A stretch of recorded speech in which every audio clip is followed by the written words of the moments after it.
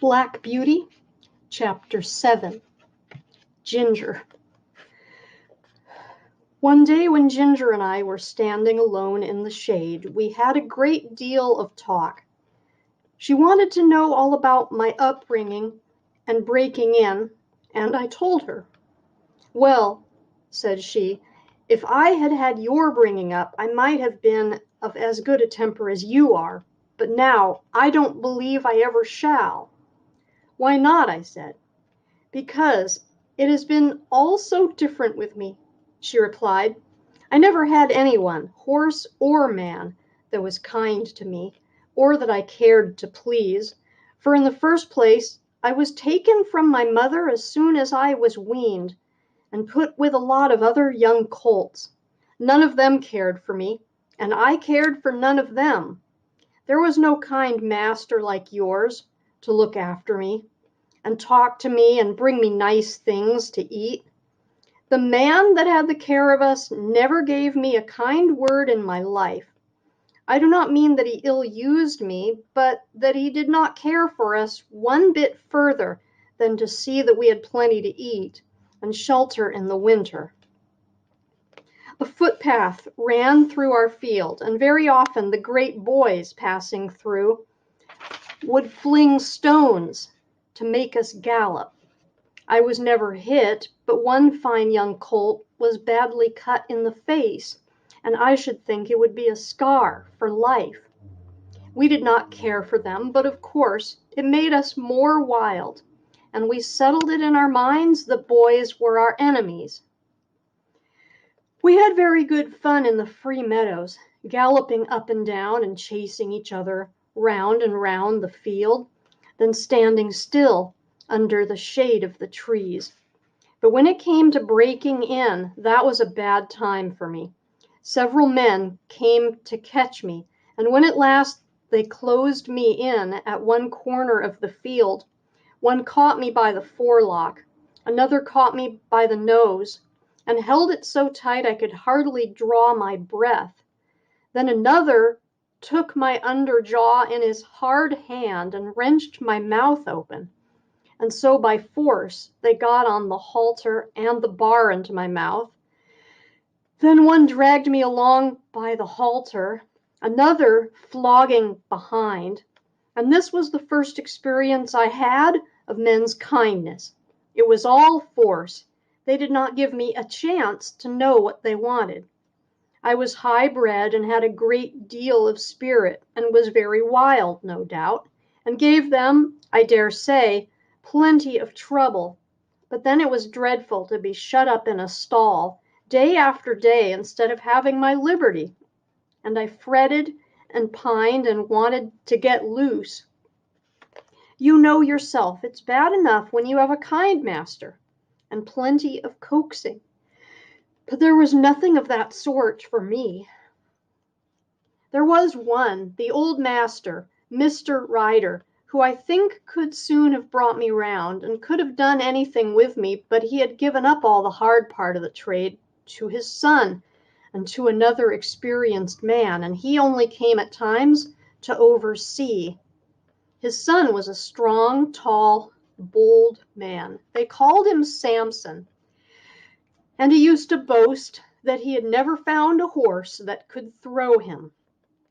There was no gentleness in him, as there was in his father, but only hardness, a hard voice, a hard eye, a hard hand, and I felt from the first that what he wanted was to wear all the spirit out of me and just make me into a quiet, humble, obedient piece of horseflesh. Horseflesh! Yes, that is all that he thought about. And Ginger stamped her foot as if the very thought of him made her angry. She went on. If I did not do exactly what he wanted, he would get put out and make me run round with that long rein in the training field till he had tired me out. I think he drank a good deal, and I am quite sure that the oftener he drank, the worse it was for me. One day he had worked me hard in every way he could, and when I laid down, I was tired and miserable and angry It all seemed so hard. The next morning he came for me early and ran me round again for a long time. I had scarcely had an hour's rest when he came again for me with a saddle and bridle and a new kind of bit. I could never quite tell how it came about. He had only just mounted me on the training ground, when something I did put him out of temper, and he chucked me hard with the rein. The new bit was very painful, and I reared up suddenly, which angered him still more, and he began to flog me.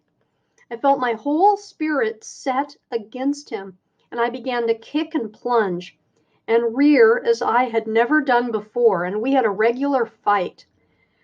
For a long time he stuck to the saddle and punished me cruelly with his whip and spurs. But my blood was thoroughly up, and I cared for nothing he could do if only I could get him off.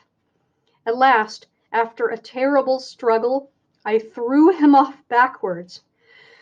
I heard him fall heavily on the turf, and without looking behind me, I galloped off to the other end of the field. There, I turned round and saw my persecutor slowly rising from the ground and going into the stable. I stood under an oak tree and watched, but no one came to catch me. The time went on. The sun was very hot. The flies swarmed round me and settled on my bleeding flanks, where the spurs had dug in. I felt hungry, for I had not eaten since the early morning, but there was not enough grass in that meadow for a goose to live on. I wanted to lie down and rest, but with the saddle strapped tightly on, there was no comfort, and there was not a drop of water to drink. The afternoon wore on, and the sun got low. I saw the other colts led in, and I knew they were having a good feed. At last, just as the sun went down, I saw the old master come out with a sieve in his hand. He was a very fine old gentleman with quite white hair, but his voice was what I should know him by amongst 1,000. It was not high nor yet low, but full and clear and kind. And when he gave orders, it was so steady and decided that everyone knew, both horses and men, that he expected to be obeyed. He came quietly along, now and then shaking the oats about that he had in the sieve, and speaking cheerfully and gently to me.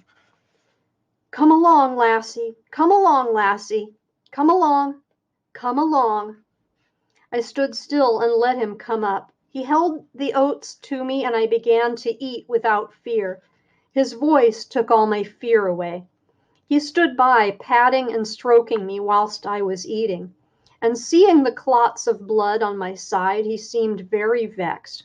Poor lassie, it was a bad business, a bad business. And then he quietly took the rein and led me to the stable. Just at the door stood Samson. I laid my ears back and snapped at him. "Stand back," said the master, "and keep out of her way. You've done a bad day's work for this filly." He growled out something about a vicious brute. "Hark ye," said the father, "a bad-tempered man will never make a good-tempered horse.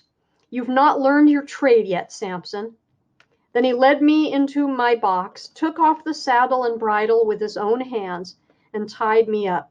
Then he called for a pail of warm water and a sponge, took off his coat, and while the stablemen held the pail, he sponged my sides a good while, so tenderly that I was sure he knew how sore and bruised they were. "Whoa, my pretty one," he said, "stand still, stand still." His very voice did me good, and the bathing was very comfortable. The skin was so broken at the corners of my mouth that I could not eat the hay. The stalks hurt me. He looked closely at it, shook his head, and told the man to fetch a good bran mash and put some meal into it. How good that mash was, and so soft and healing to my mouth. He stood by all the time I was eating, stroking me and talking to the man. "If a high-mettled creature like this," said he, "can't be broken in by fair means, she will never be good for anything." After that, he often came to see me, and when my mouth was healed, the other breaker, Job, they called him, went on training me. He was steady and thoughtful, and I soon learned what he wanted.